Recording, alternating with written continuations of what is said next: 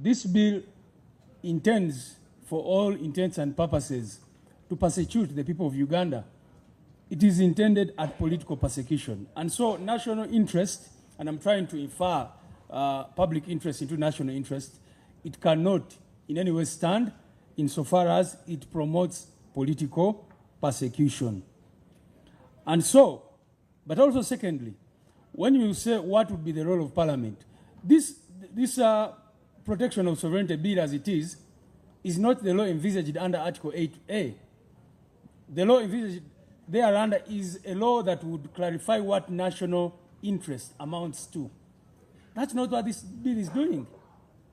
So this bill just refers to national interest, but does not even define what national interest is. So if you ask me what Article 8A, the import of that would be, because it says that Parliament, Uganda shall be governed based on principles of national interest and common good. And we all know that that's not what is happening today, both in practice and in legislation. So I think that, in fact, the enactment of this bill into law would be contrary to Article 8A that you're making reference to. I think we have a right to criticize government programs. And when I say we are in opposition, it does not mean that we are going to be opposing every single thing.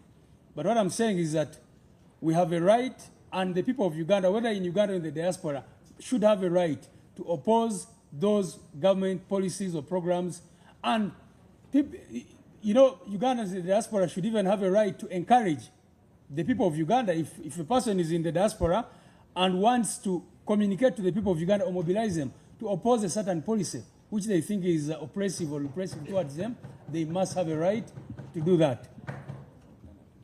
And that's why we talk about alternatives, because if, for example, you talked about UPE and PDM, as an UP, we have a better understanding of how those programs would be for the benefit of the people. So it's not, we have a right to offer alternatives and definitely to oppose those things which we do not agree with.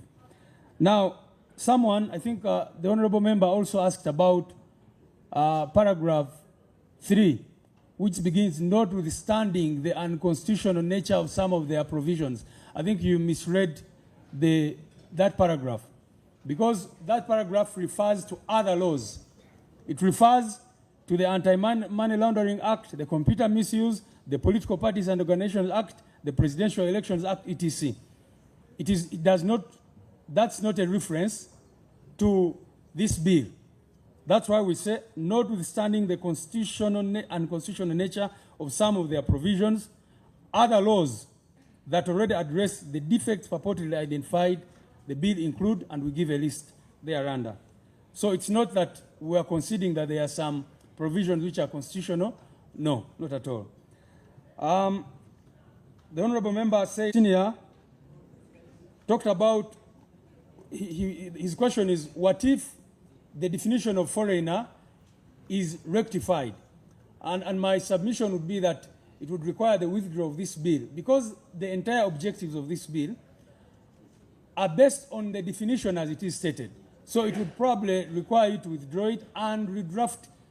If you look at, that's why in our submission begins with the objectives of this bill. We begin by opposing, because if the objective of the bill and every other provision relates to this animal called the foreigner as has been defined, then I think even if you changed, you cannot only change the definition of foreigner and retain the other provisions thereunder in their current form, because then that would defeat the definition of foreigner as it is.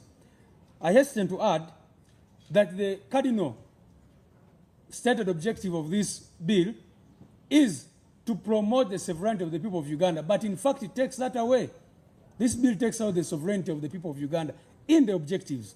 So that's why I'm saying that the entire bill is based on this idea of the foreigner as has been currently defined.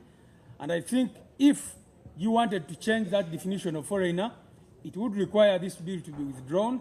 They go back and do a good job. If they wanted to bring a law that promotes sovereignty and not tag it to what they have tagged it onto. So that's, and then you talk about constitutionality. Again, from the objectives, we are saying that right from the objectives throughout all the provisions, everything is really, really unconstitutional if you look at it. The broad, for example, Honorable, you know very well that in the Karamaji Andrew case, the Constitutional Court was very clear about provisions that are vague, that are so broad, and I think that has come through many other provisions, including the Kabaziguluka case. Now, we are saying that if you look at the several provisions of this bill, they are so broad, they are not specific. You cannot see what they are intending to address. They are trying to catch everybody and nobody. So that's why you cannot say that by changing the definition of foreigner, you would achieve constitutionality, in our humble opinion.